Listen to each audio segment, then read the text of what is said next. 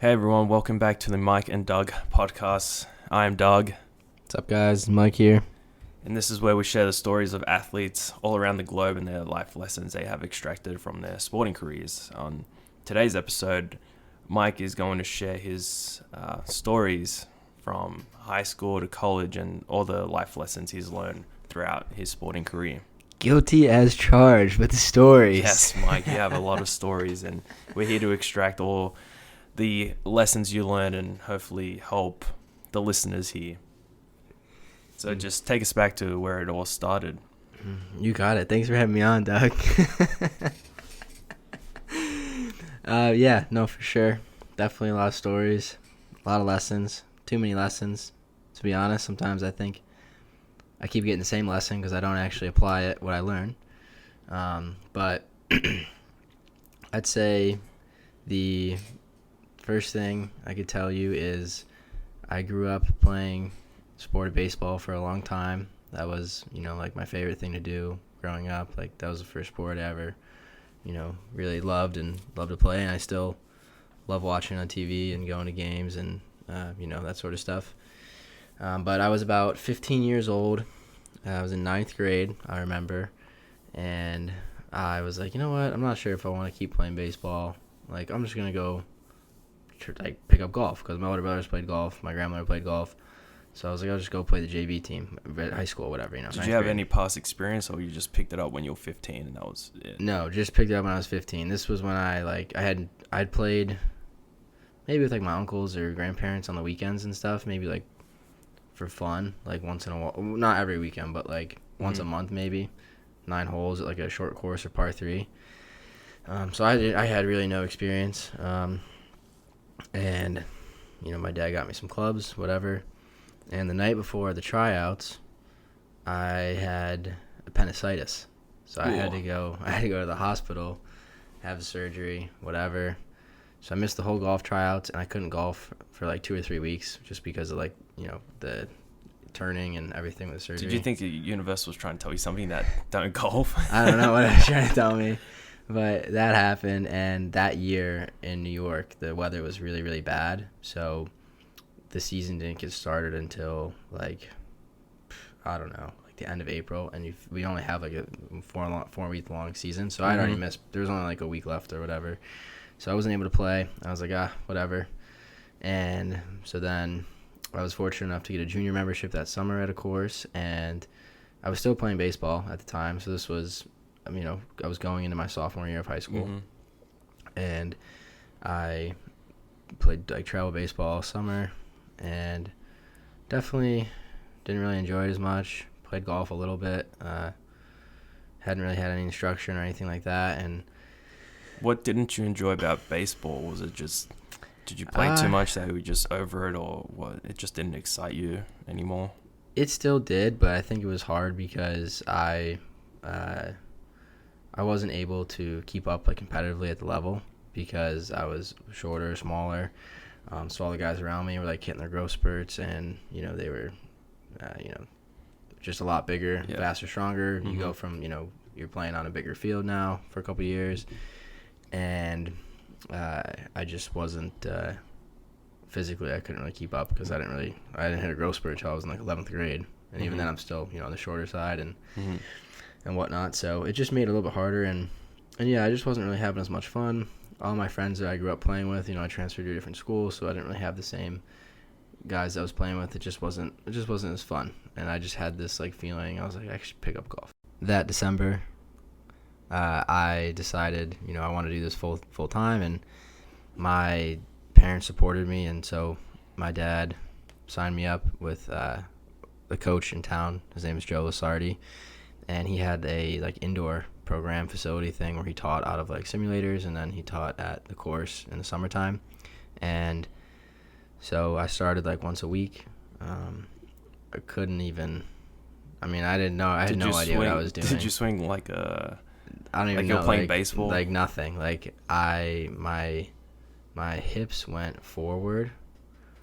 Like my hips went forward, my head went backwards, and my heels came off the ground at the top of my swing. Yeah, I bet that transition would be hard, and I guess any listeners out there who have who are baseball players or who have played baseball, and then have taken up golf like just for fun, I think have probably the same problem as you did. Yeah, it's definitely a weird like transition. They're very like similar, but it can also be good because a lot of the things that you already do well on your baseball swing, you can apply it to the golf swing. You just need to know how. Yeah. So I worked really hard on the fundamentals. I mean, like I said, I had no idea what I was doing that year. Like previously in the summer there, is when I played like my first ever golf tournament. I shot a 99. Nice. Yeah, Broke 100 though. I birdied the last hole. Yeah, to shoot 99. Some people will pay to shoot 99. I guess. There are some I don't know. hackers out there. Yeah, and I think I played maybe one other thing. When I shot that 99, I think I qualified for like a match play junior thing, and I was a 32 seed, and I got absolutely whacked. I lost 8 and 6. That's so a good learning curve right there. Yeah. How'd that make you feel losing that bad? You know, I actually hit some decent shots. Like I was surprised. I actually did better than I thought. It could have been a lot worse than 8 and 6 because the kid I played was pretty good. So, but I mean, I hadn't played. I remember I got there, my little brother was caddying for me, and my clubs hadn't been cleaned probably in like ever, and so the clubs were so dirty, and my dad's just like flipping out. I was like, "What are you doing?" And there's Phil just like cleaning away. That's funny. But yeah, sorry. So flash forward that December, I was, working at it and just doing all sorts of stuff, just learning all the fundamentals of all of it. Using the mirror, swing videos, everything, and so worked all winter. Pretty much went every day to the simulator just to hit balls. And later that year, so spring of my sophomore year, I was like, all right, I want to try out for the varsity team. And the varsity team, so I'm in 10th grade, I was 16 at this time. I wanted to play the varsity team. Tried out. I shot 50 and 52 in the 2 rounds. Damn. For the varsity Just 9 team. holes? Yes, 9 holes. And I got put in the JV team as a 16-year-old. But mind you, this was still an improvement from where we were. Like, it still was. I was still doing better. Like, yeah. And I played in the JV team, and I don't know, for the whole year, I think I averaged around like 40 or something, which was still a drastic improvement. Yeah, that's really good still. Now I'm, I remember the first time like I broke 80 in like a fun round, and I was like, wow, like this is great. Like I'm, playing, breaking 80. Played a lot of tournaments. So now I'm playing my first tournaments, and I shot mostly in the 80s, but I was like, still better. Like the year before, I couldn't even break 100 hardly. So now we're shooting the 80s. Maybe break 80 if I play well. Remember I played maybe the junior club championship. I think I shot like 78 or 9, and a couple little things like that. But I don't think I ever broke 80 in like a real tournament that year. And so the following year, going into my, I tried out my junior season. I made the team my junior season, did pretty well in the tryouts. So this was, the spring of 2017. And our first match we had at the same course a year later. I remember I shot 72. I shot 1 over at Oak Hill Country Club. So I was like, wow. So a whole year difference. I shot 50 and 52 the year before there. I just shot 1 over par, which was like huge difference, crazy difference, right? I guess that's a big improvement from where you were to where you are now at that time. Yeah, so that was really, really great, and I did all right the whole rest of the season. Maybe, I'd shoot in the 70s, maybe low 80s, whatever. During this time, did you ever think about playing college golf? Yeah, so that was the funny thing. So my coach Joe, when I first started working with him, he was really big on like goals and all that stuff and being really serious. And I said I wanted to play Division I golf, but I don't think I knew. I had no idea. Like, I didn't know what that meant. I mean, I think kids at that age, I don't think they have an understanding or knowledge about how college golf works. Right. I had just started playing golf, so I was like, I just saw the people around me and the guys who were a little bit older than me, who were way better than me, and I looked up to them and whatever. But yeah, I said that. Well, my first goal was like to make the high school team. Then the second goal was play in college. I don't know if it was Division I, but I think it was just play in college. And then like the long-term goal was I don't know, just to play like tournaments as I get older and just like have fun with it maybe. Or at that time maybe it might have been like to play professionally. But yeah, so now it's, summer of 2017. I was going to be a senior in the fall, and it was the summer. And I remember I was sitting like on my front porch, and it was like pouring rain, and I had a notebook. And I was just like so frustrating because at that point I had been practicing like relentlessly. I mean, I don't think I had taken a day off. And I remember I think I took one like 5-day vacation. I brought my clubs with me. So I didn't go more than a couple of days without practicing. And I was so frustrated. And I remember I sat there because at that point I was like, I had maybe broken 80 in the tournament like once or twice. And so I was like, if I'm going to play in college, I have like no resume. Like, I can't even contact any schools, or I have no idea. Like, I have no idea what I'm doing. You have nothing to show for. Even like hardly anything. And one of the local Division III schools was a little bit interested in me, but they were like, he's got to show a little bit more improvement before we give him like a chance. And I was like, wow, like I have these other bigger goals, and I couldn't even, barely crack the very basic level. Was this your junior year of high school? This is summer after my junior year. This is going into my senior year. Yeah. So, I guess for any junior golfers out there and current college golfers out there, that summer after your junior year is quite big because that's where you have 1 year left of high school, and that summer is where you play all the tournaments, and then from that's what you go to recruit with. That's what you show college golfers out there, those results from that summer pretty much. Yeah, because if it's your freshman and sophomore year, you're still a lot younger, so they don't really put as much stock into it. Obviously, if you're a superstar, you can commit early, but you're right, Doug, that junior season is a big deal. Yeah, it is a big deal, especially for someone who doesn't have anything to show for that summer. Right. Yeah, it's pretty big. So I was sitting there, it was like mid-July, and I just played like a local tournament, and I was like, I shot like maybe 82, 77, missed the cut, and I think I had shot like 1 under on the back 9 that I'd played the second round, and I could feel like I was like turning the corner. Yeah. And like something in my game just felt a lot better. But I was sitting there and I was like so frustrated, and I just pulled out like my journal and I just started writing. Like, and I'll show you the date, all of it, what I wrote. And I just started writing things like, like I feel like I'm working hard and doing all the right things, but I'm just frustrated by, this and this and this and whatnot. And I guess that's a lesson in itself, especially in golf. During my journey, I saw that too. And I guess people can talk about this too right now, that they could be experiencing it, that they've practiced so hard, but the results aren't showing it, and then some other kid isn't practicing, and then they're playing good, and you get frustrated because like, how are they playing good and they're not putting the work in? Right. Yeah, no, definitely. It's tough to, compare yourself. And I'd played with a lot of guys like my age, and yeah, it was frustrating because I was like, man, I feel like I'm doing all the right things and my results are not even close to show for it. And so we later that July, at the end of July, pulled out that same notebook again, and for the first time I started doing this where I was a nervous wreck before tournaments, Doug. Like, I mean, I was 17. I had pimples all over my face. I mean, I'm sure every junior golfer's out there is nervous before a tournament because it just shows that you care about it. That's what in my head. Yeah, I was always nervous. It's okay to be nervous for sure, but like I was a wreck. Like, I didn't want to eat breakfast. Like, I was gonna barf on the first tee. Damn.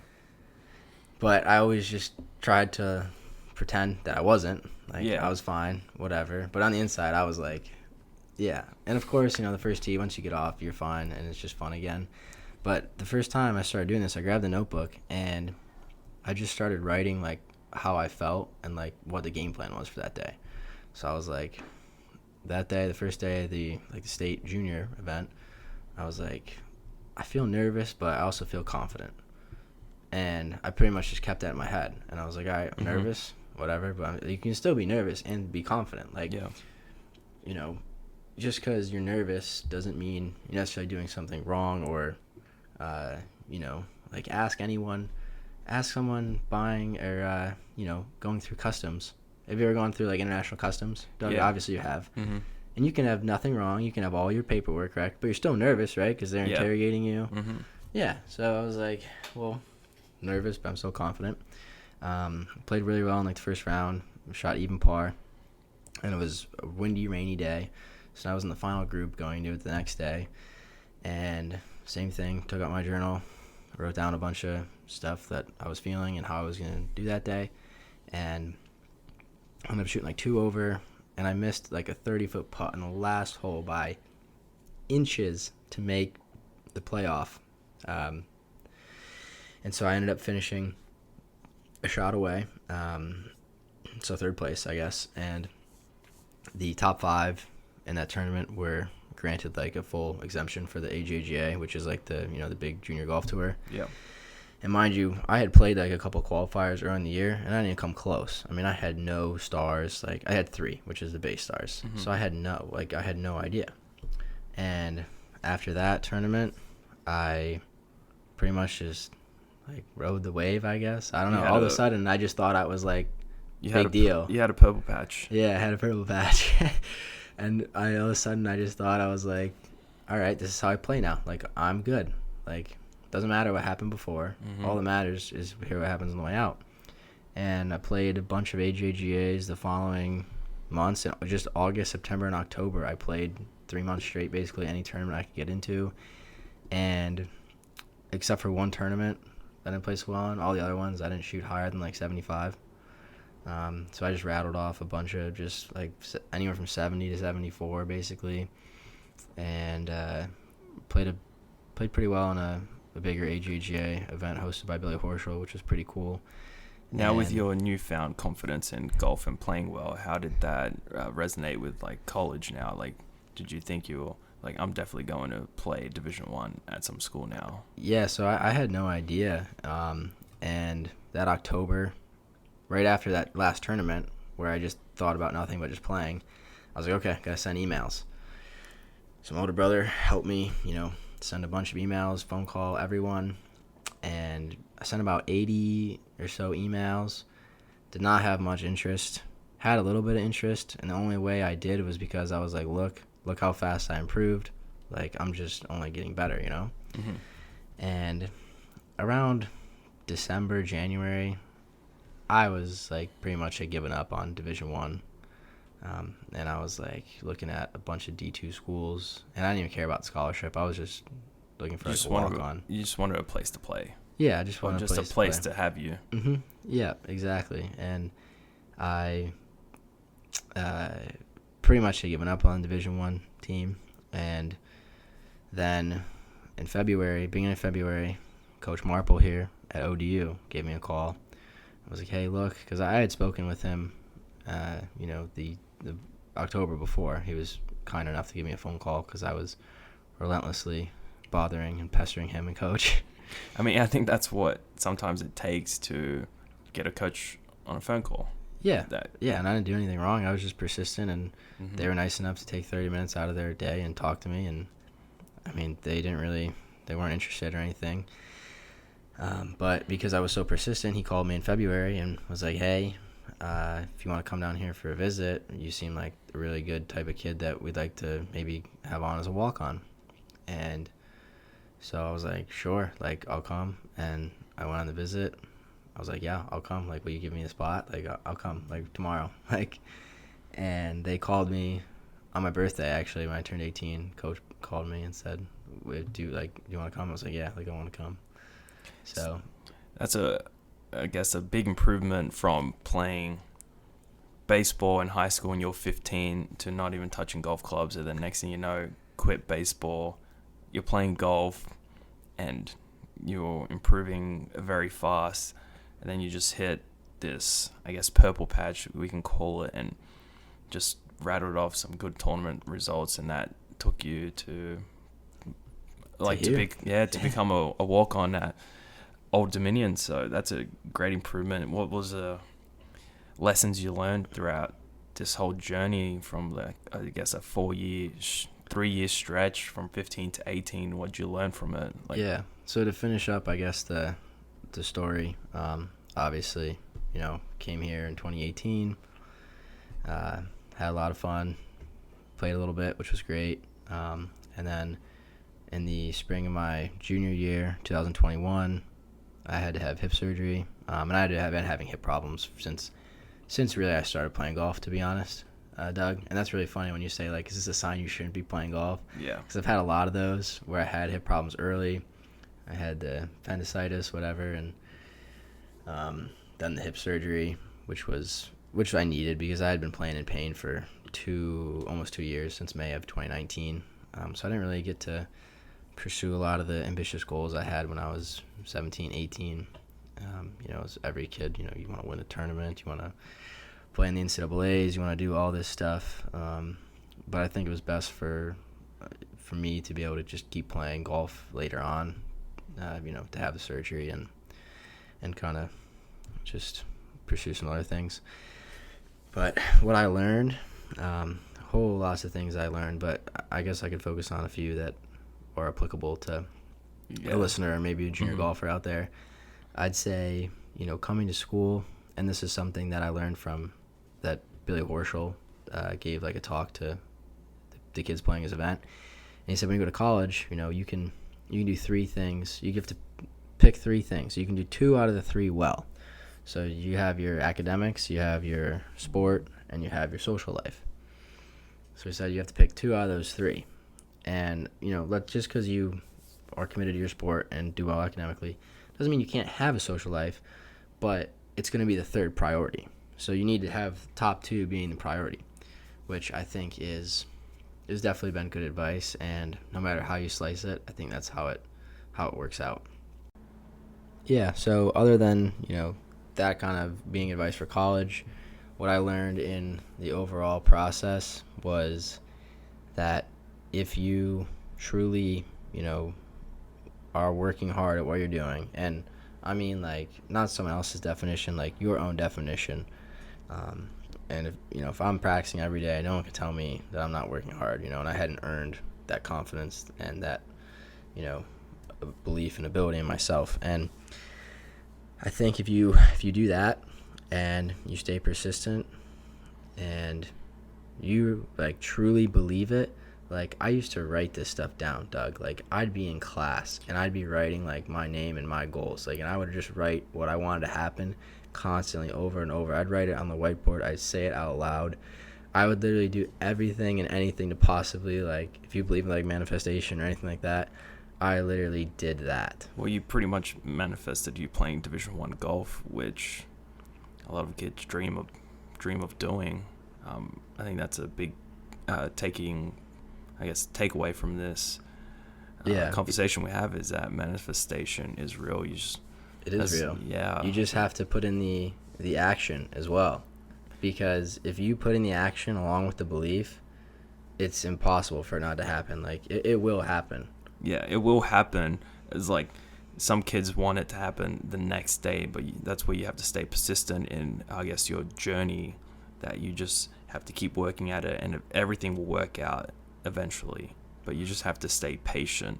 That's the biggest key, because if you try to rush something, it might not work out, or it's going to push it further back. Yeah, and I think being grateful is a good thing too. That was a big thing, and however you want to do it. I mean, for me, it was journaling. Like, that was a big thing that I wrote down a lot of stuff that I wanted to happen. And but yeah, I mean, like, dream as big as you want. Like, don't cap it at anything. And if you take the action that's required along with the belief, because you see some people taking the action but maybe they don't believe, but nothing's also going to happen if you just sit in your bed all day or in your basement and believing and drawing all these pictures and writing all this stuff down. You can write as many short stories as you want, but it's not going to happen. Yeah, you got to go out there and take action, and any action that is going to benefit you to achieve whatever goal you want is going to make you a step closer to what you want to achieve. Yeah, but if you do both, I promise you it will happen. And maybe it might not happen the way you want, but it will happen the way you want. Like, it might not happen the way you initially thought you wanted it to happen, but looking back on it, you will say, wow, like, that is, if I had to pick and I would have known, like, that's exactly how I would have. And another thing from your story that I picked up on is that you can't do this alone. As much as golf is an individual sport, you can't do it alone. You have to ask for help from a coach or a mentor to help you, even though they're not there like hitting the ball for you. Like, it's just there to help you, and you have to have that outside source to help you. Yeah, I mean, my coach Joe, I learned so much. Like, I learned so much about my own swing. I learned so much. Like, he instilled a lot of belief in me. And, you know, for anyone listening, like, I had just as much fear or doubt as any of you listening. I guarantee you, like, you could take me to Dr. Doug and you could probably get me tested, and you could test me positive for 3 different, you know, whatever, anxiety, depression, like, whatever you want. Like, I've felt that way. I've been like that. I mean, I was as skinny and short as the next guy. So it really, you know, you can overcome it with action and belief.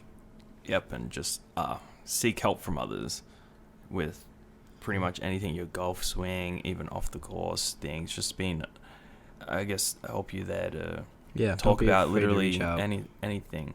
So that's what we want to help with anyone listening, that we're here to help you. If you have any questions about pretty much anything golf related or non-golf related, we're not specific just to golf. We're just trying to help the athlete's journey just to become better and help you achieve your own goals and to be successful in your own way. I think that's the goal of this, and that is why Mike is sharing his story. Then I will be sharing my story in the next episode to help anyone listening that this journey that you're about to embark on, or you are embarking right now in the midway through your journey, that people are here to help you, and that's what we want to do. Definitely. Yeah, and if, you know, have any questions or want to reach out on Instagram at Mike and Doug Pod, feel free.